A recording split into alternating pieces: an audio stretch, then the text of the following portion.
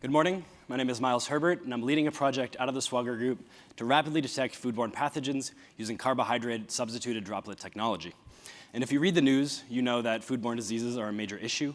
Just a few weeks ago, 2 people died from eating cheese tainted with listeria. And this is a big problem for food companies. Companies have had lawsuits over foodborne pathogen outbreaks.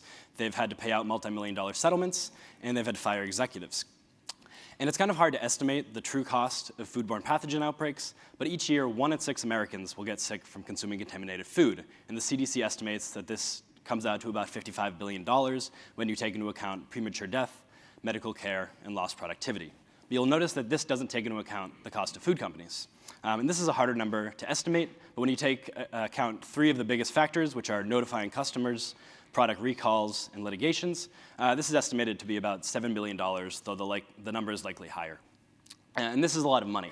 The real question is, do food companies actually care about this? And there was a survey done of a number of large food companies, and what they found was that a vast majority would describe the financial risk from a single recall as significant to catastrophic.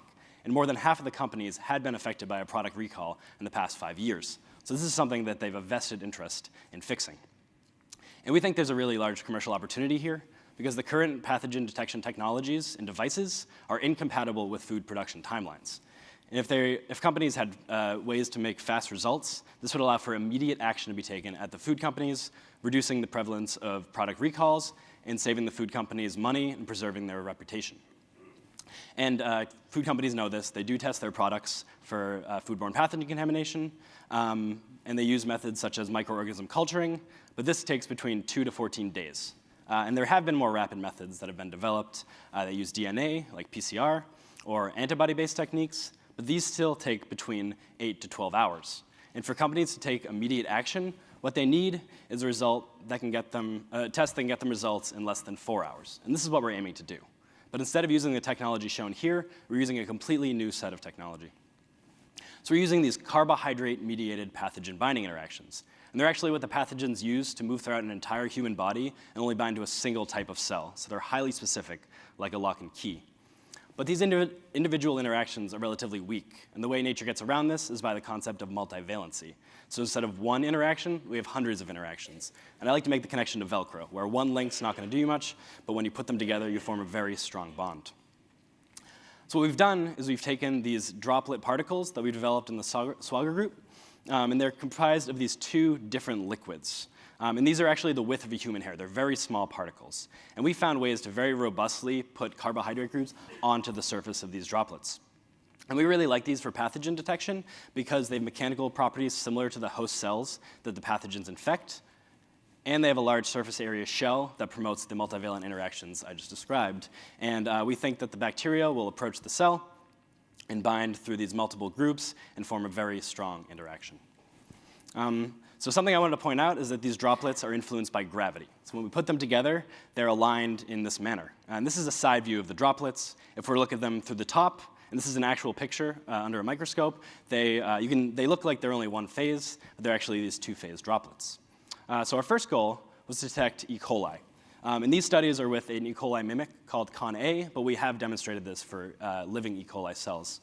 So we took these cells, and the idea was that we'd install carbohydrate groups on the top shell of these droplets. And then when we added our analyte, what we'd see is sticking together of these droplets, or agglutination.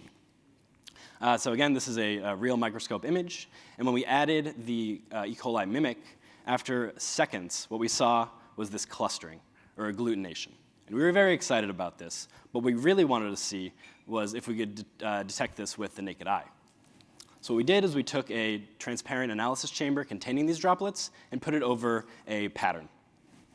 And when we added the E. coli mimic, what happened was we see a change from a transparent state on the left to an opaque state on the right. So this is something you can easily see if you put it over a pattern.